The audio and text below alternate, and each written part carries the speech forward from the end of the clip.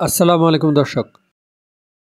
ছাত্র জনতার গণ অভ্যুত্থানে শেখ হাসিনা সরকারের পতনের পর গ্রেপ্তার হন তৎকালীন পুলিশ মহাপরিদর্শক আইজিপি চৌধুরী আবদুল্লাহ আল মামুন। গত ২৪শে মার্চ আন্তর্জাতিক অপরাধ ট্রাইব্যুনালের এক মামলায় ঢাকার মুখ্য মহানগর হাকিম আদালতে ৫ পৃষ্ঠার একটি বিস্ফোরক জবানবন্দি দিয়েছেন তিনি। এতে ২০১৮ সালের জাতীয় নির্বাচনে অনিয়ম, গুম, খুন এবং জুলাই আন্দোলন দমন সংক্রান্ত নানা তথ্য তুলে ধরেছেন সাবেক এই পুলিশ প্রধান। জবানবন্দিতে মামুন বলেন, ১৯ জুলাই থেকে নিয়মিতভাবে রাতের বেলায় স্বরাষ্ট্রমন্ত্রী আসাদুজ্জামান খান কামালের ধানমন্ডির বাসায় বৈঠক হতো। এসব বৈঠকে উপস্থিত থাকতেন স্বরাষ্ট্র মন্ত্রণালয়ের ২ জন সচিব, এনএসআই প্রধান মনিরুল ইসলাম, ডিবির তৎকালীন প্রধান হারুন অর রশিদ, র্যাব মহাপরিচালক আনসার ও ভিডিপির ডিজি এবং এনটিএমসির তৎকালীন প্রধান জিয়াউল আহসান। আন্দোলন দমন সংক্রান্ত যাবতীয় সিদ্ধান্ত ও নির্দেশনা এই বৈঠক থেকেই আসত। মামুন আরও জানান, কোর কমিটির এক বৈঠকে ৬ জন ছাত্র আন্দোলন সমন্বয়ককে গ্রেপ্তারের সিদ্ধান্ত হয়। এরপর তাদের ডিবি কার্যালয়ে নিয়ে মানসিক নির্যাতন ও চাপ প্রয়োগ করা হয় যেন আন্দোলন প্রত্যাহারের ঘোষণা গণমাধ্যমে দেন তারা।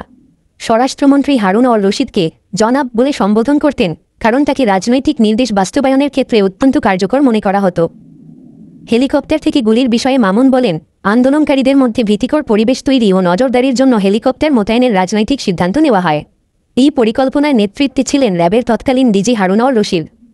তিনি আরও দাবি করেন, আন্দোলন প্রবণ এলাকায় ব্লক রেইড এবং মরণাস্ত্র ব্যবহারের সিদ্ধান্ত ছিল সরাসরি রাজনৈতিক। স্বরাষ্ট্রমন্ত্রী নিজে তাকে প্রধানমন্ত্রী শেখ হাসিনার নির্দেশনার কথা জানিয়েছিলেন। মামুন বলেন, ডিএমপি কমিশনার হাবিবুর রহমান হাবিব এবং ডিবি প্রধান Harun or Rashid lethal weapon ব্যবহারে অতি উৎসাহী ছিলেন। জবানবন্দিতে তিনি আরও উল্লেখ করেন, সাবেক স্বরাষ্ট্রমন্ত্রী আসাদুজ্জামান খান কামাল, সাবেক সেতুমন্ত্রী ওবায়দুল কাদের সহ অনেকেই আন্দোলন দমন করতে মরণাস্ত্র ব্যবহারের পরামর্শ ও উস্কানি দিয়েছিলেন। সরকার পতনের দিন অর্থাৎ ৫ আগস্ট বিকেলে কী করেছিলেন তাও জানান মামুন। বলেন, ওই দিন বিকেলে পুলিশ সদর দপ্তরে একটি হেলিকপ্টার অবতরণ করে। তিনি তাতে করে তেজগাঁও বিমানবন্দরে যান এবং সেখান থেকে সরাসরি সেনানিবাসে আশ্রয় নেন।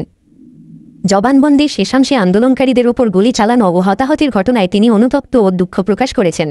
ক্ষমাও চেয়েছেন আদালতের কাছে। তবে পুরো জবানবন্দিতে তিনি সরাসরি কোনো হত্যাকাণ্ডে নিজের সম্পৃক্ততার কথা স্বীকার করেননি, শুধু বৈঠকে অংশগ্রহণের কথা বলেছেন। সম্প্রতি চৌধুরী আবদুল্লাহ আল মামুনকে আসামি থেকে রাজসাক্ষী হিসেবে গ্রহণ করেছে ট্রাইব্যুনাল। সম্পূর্ণ সত্য বলার শর্তে তার রাজসাক্ষীর আবেদন মঞ্জুর করা হয়েছে। এখন অপেক্ষা কখন তিনি আদালতে রাজসাক্ষী হিসেবে আনুষ্ঠানিক জবানবন্দি দেবেন। সাথে থাকার জন্য ধন্যবাদ দর্শক। আসসালাম।